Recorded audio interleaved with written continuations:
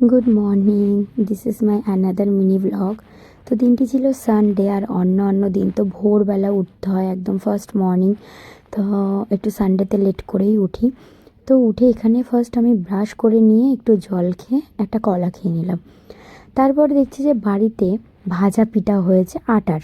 তো আমি এখানে একটাই খেয়েছিলাম। তারপর মায়ের দেখলাম এখানে যে ডিজিজ বার হয়েছে। এটা ফার্স্ট ডে ছিল, তার জন্য একটু গেস করতে পারছিলাম, বাট সঠিকটা জানি না, মনে হচ্ছে হাম। তো এখানে চুল কাটছে খুব, তাই নিম পাতা আনা হয়েছিল। নিম পাতাতে যা ডাস্ট ছিল সেগুলোকে ধুয়ে শুকিয়ে তবেই দিতে হবে। তারপর দেখলাম যে এখানে অনলাইন থেকে কিছু জিনিস এসে গেছিলো। একটা ছোট্ট ক্লিপ নিয়ে আমি সোজা চলে গেছিলাম ছাদে মাছ কাটতে, কারণ মাছগুলো এখনও ছিল জ্যান্ত। তো আমি তাড়াহুড়ো করে মাছগুলোকে কাটছি। আর এখানে যে আমি সক্স পরে মাছ কাটছি, সেটা একটু ইগনোর করবেন যারা দেখবেন, কারণ শীতের সময় আমার পাটা প্রচণ্ড ঠান্ডা হয়ে যায়, আর আমি সক্স পরেই কাজ করতে কমফর্ট ফিল করি। তো যাদের এই প্রবলেমটা হয় তারা আমার কথার সঙ্গে রিলেট করতে পারবেন। তো যাই হোক, আমি এই যে মাছ কাটছি, মাছ কাটতে আমার যথারীতি প্রচণ্ড ভালো লাগে। আমি এই কাজটা খুব ভালোবেসে করি, অন্য কাজের থেকে এই কাজটা আমার বেশিই পছন্দের।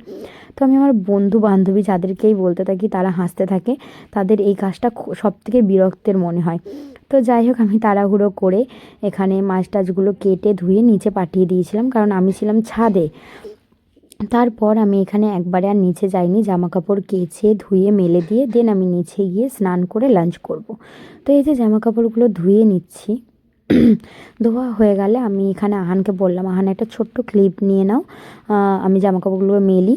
তো ছোট বলেছি তাই ও একদম ছোট্ট ক্লিপ নিয়ে ফোনটা চেয়ারের ওপরে রেখে দিয়ে ছুটে পালিয়ে গেছে উপরে।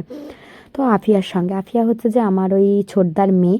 তো ওরা দুজন ছাদের উপরে ছিল, ছাদের উপর থেকে কিছু একটা দেখছিল। তো আমি জিজ্ঞাসা করাতে আমাকে বললো, মামাম ফ্রিজ দেখছি। কোনো একটা গাড়িতে করে ফ্রিজ নিয়ে যাচ্ছিলো, তো রাস্তাটা একটু জ্যাম হয়ে গেছে, তো যার জন্য গাড়িগুলো ওখানে আটকে যাওয়াতে ওরা দেখছিল সেটা। তো যাই হোক, তারপরে আমি ওদেরকে নিচে ডেকে নিলাম, নিচে ডেকে নিয়ে আহানকে নিয়ে নিচে গেলাম, ওকে স্নান করালাম, আমি স্নান করলাম, করে তারপরে বসে গেলাম আমি লাঞ্চ করতে। আর আহানকে আগে খাওয়ানো হয়ে গেছে, আর ও এখানে যে খাবারগুলো আছে ও কিছুই খায় না, ওর জন্য আলাদা রান্না হয়েছিল, ওকে খাইয়ে দিয়েছি। তো এখানে ছিল যে মাংসের ঝোল, ডিম আলুর ঝোল, তারপরে ছিল চুনো মাছ চচ্চড়ি, তারপরে এখানে ছিল ছিম চচ্চড়ি আর পুঁটি মাছ ভাজা।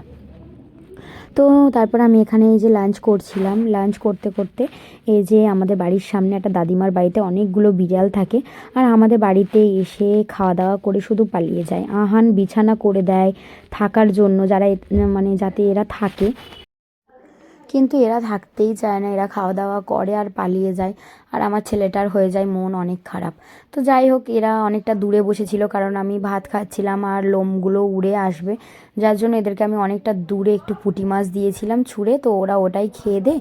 এই যে ওর বাচ্চাকে ব্রেস্ট ফিডিং করাচ্ছিল আর একটু আদর করে দিচ্ছিল। তো আমি তারপর সোজা চলে গেছিলাম রেস্ট করতে। আর রেস্ট করে উঠে আমি এখানে একটু চাটা খেয়ে আহানকে পড়তে বসিয়েছিলাম, যেটার ক্লিপ আমার আর নেওয়া হয়নি। তারপর হয়ে গেল ডিনার টাইম, আর ডিনারে ছিল রুটি আলুর দম, কিন্তু আমি জানি না, আমার মুড়ি আলুর দম খেতে সবথেকে বেশি পছন্দের। তো যাই হোক, ডিনার করে নিলাম। আর আজকে এই ছোট্ট একটা মিনি ব্লগ ছিল। তো সকলে ভালো থাকবেন, সুস্থ থাকবেন, বাই।